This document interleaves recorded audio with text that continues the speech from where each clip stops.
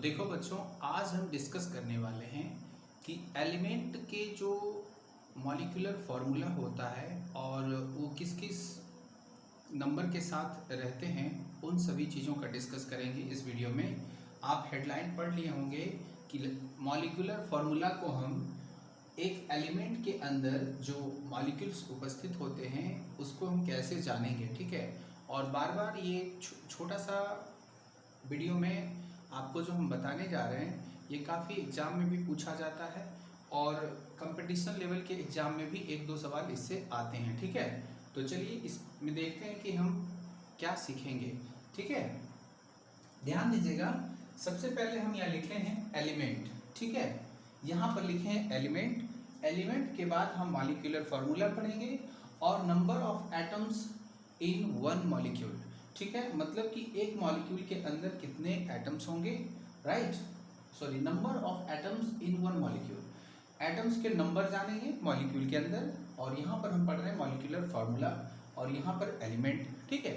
तो कौन सा एलिमेंट के जो मॉलिक्यूलर फार्मूला होते हैं और उसके अंदर जो एटम्स पाए जाते हैं वो क्या होते हैं उसको देखेंगे। सबसे पहले यहाँ देखते हैं हम, अगर हम नंबर 1 में लिखते हैं ब्रोमीन, ध्यान दीजिएगा, नंबर 1 में लिखते हैं हम लोग ब्रोमीन, ब्रोमीन। नंबर 2 में लिखते हैं हम लोग क्लोरीन, नंबर 2 में अगर लिखें क्लोरीन। नंबर 3 में हमारा है फ्लोरीन। अगर हम फ्लोरीन लिखें, ध्यान देना, फ्लोरीन। और 4 नंबर में हम लिखें हाइड्रोजन, हाइड्रोजन, ठीक है।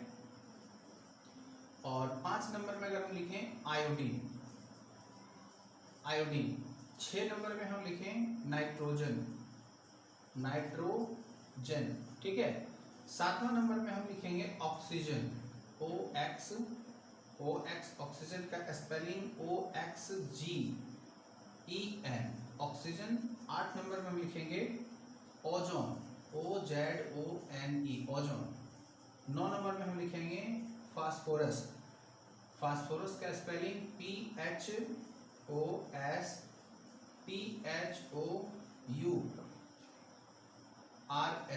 ठीक है।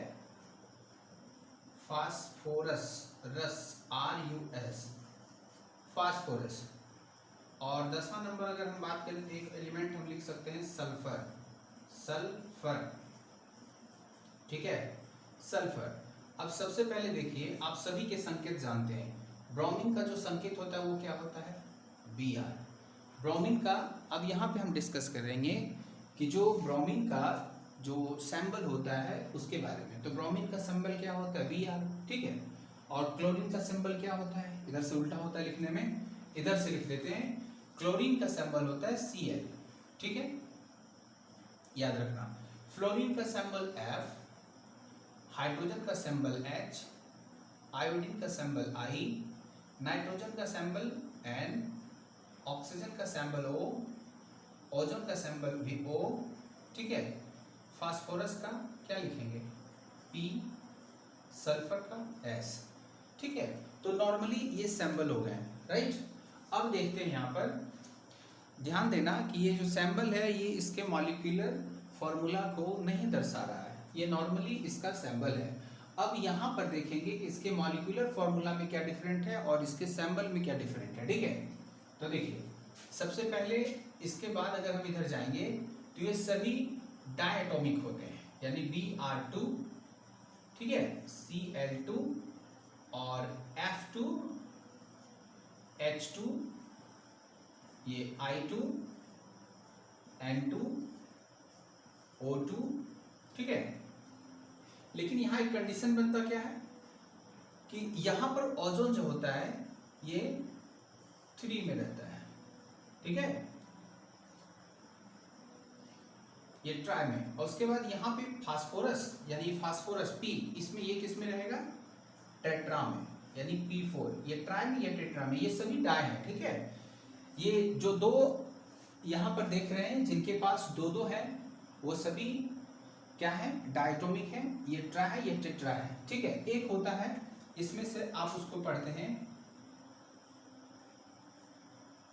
बहुपरमाणविक, अगर उसका हिंदी कहें तो यहाँ पर क्या होगा S8, ठीक है, S8। लेकिन इसके बाद अगर आपसे पूछ दे कि इन सभी का आप बताइए कि हमारे पास जो मॉलिक्यूलर्स होंगे, ठीक है, नंबर ऑफ एटम होंगे इन वन मॉलिक्यूल, ठीक है।